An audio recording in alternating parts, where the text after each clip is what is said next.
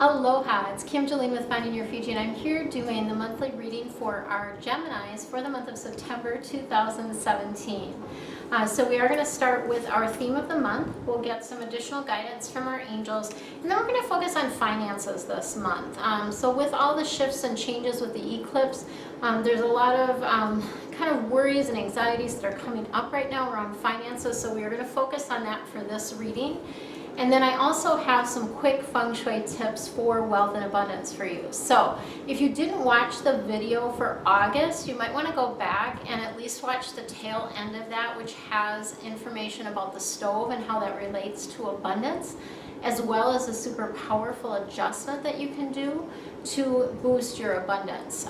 This video at the end of this one will give you more information and more guidance around the wealth corner of your home and things that you can do to use that corner to boost your abundance. So let's go ahead and get started. We've got the Six of Air is your theme for the month. And air cards are all about the head, about the intellect, right? What's going on upstairs. This I always feel like is like coming out of the Forest card. This is the end of a difficult situation. It's like you've gotten through it, right? Yay, right? That's so happy. So things are starting to look up for you. It's really coming out of that difficulties. And you may also be going on a trip in September. So that might be something that will be coming up. And it's kind of a celebration. It can be kind of a celebration or a recovery period of time. Excuse me. Ooh, some of you have some throat chakra stuff going on here. Feels like that's clearing now, though, which is good. Hopefully that's part of what this clearing is about for you and that moving forward. But it does look like you may end up taking a trip in the month of September, which would be very, very good for you if you can create that, make that happen, right? Manifest that. That would be wonderful. Okay, so let's see what else we've got going for you. Oops.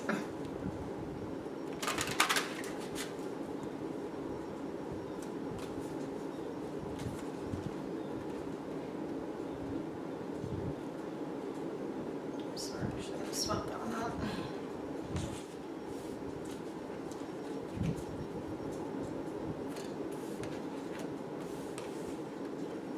All right, well, we've got a good variety of colors here. We've got the Seven of Fire coming in. The fire cards are all about passion and action. The Seven of Fire in particular is really kind of that stand up for yourself kind of card, right? So it's really about defending your beliefs, defending your decisions, right? Because you are the only one that knows what's right for you. So for other people to tell you that this wasn't a good decision that you made or you're making the wrong decision, that's not for them to say, okay? This is about you and standing up for yourself. So really do stand your ground around this. And, you know, there's sometimes where you want to be in a place of like defending your beliefs, but in other times you want to just let that go. So choose your battles wisely. It's kind of like when you have a toddler, right? You're not going to argue with them about everything, but you are going to put your foot down on the important things like safety and, you know, different things like that. So just know that this may come up for you in the month of September. Then we've got the Five of Air coming in. The air cards are all about the head, the intellect, and this is interesting because those of you that are cuspers, that are on the Taurus, Gemini cusp, and watch both readings, you will have known that this Five of Air was came in. I believe this came in the last reading. Maybe that was I don't know. Maybe it was before then. I don't really remember because once I channel this information, so once I'm done, I kind of, it's out of my mind, right? But the Five of Air is about making an unwise choice, okay? So sometimes we make decisions that we'll go back and say, ooh, that probably wasn't the best decision I ever made, right? And that's okay, but don't beat yourself up about it. Like, find the gift in it.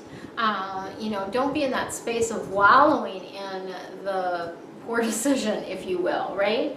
So learn what you can from the situation. Take a look at the people's motives, the other people that were involved. Look at their motives. You know, perhaps they didn't have your best interests at heart, right? So really take a look at that. And then we've got the 7 of Earth coming in. So we've got 757. I would really look up that number if I were you. 757, it feels like a message for you. So we've got the 7 of Earth coming in, lots of balance here. The Earth cards are all about how you make your money and what you need to do to be here on Earth. And this is the seed planted card. So you've planted a lot of seeds and they're growing. Now you just need to be patient and wait for them to come up, right? There's a temporary pause in things that are happening. Take this time to rest, to recharge, right? Because things are really going to start to speed up. There's no need to worry. There really isn't. There's no need to worry about anything. Just open up to the belief that what you want is on its way. It's underneath the ground, it's growing, and it's going to be popping up at any time, right? So be open to that. Okay, let's see what we've got around your finances for this month.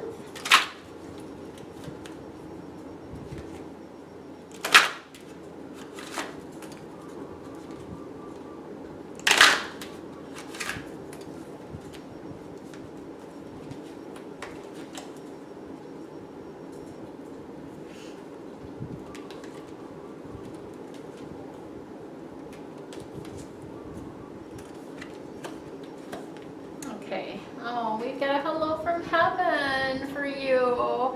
So what this always means for me when this comes up in the general reading is that we are going to have a loved one that will come through in the deep dive reading. So the deep dive readings, if you don't know or aren't familiar with what this is I have a deep dive reading that I do every single month for each one of the signs, and it has deeper information on health, romance, finances, relationships, your career aspects, and then also deeper dive Feng Shui tips. When this card pops into the general reading, this is their message to me that they've got a loved one that wants to come through in the deep dive reading. So that will happen. So if this speaks to you, if you have someone that has transitioned that you're wanting to get some messages or information from, make sure you go down and grab the deep dive reading. You can purchase an individual reading, or you can join the membership, and that gives you continuing benefits. There's all kinds of information about that. But the loved one, your loved one is heaven, is letting you know that they are there. They also want you to let go of your worries, right? They want you to feel these loving blessings and how supported and taken care of and cherished you are. And they're like excited about what you're doing in the world as well. So this is that hello from heaven. Then we've got the comfort card. This is Archangel Azrael coming in with a comfort card.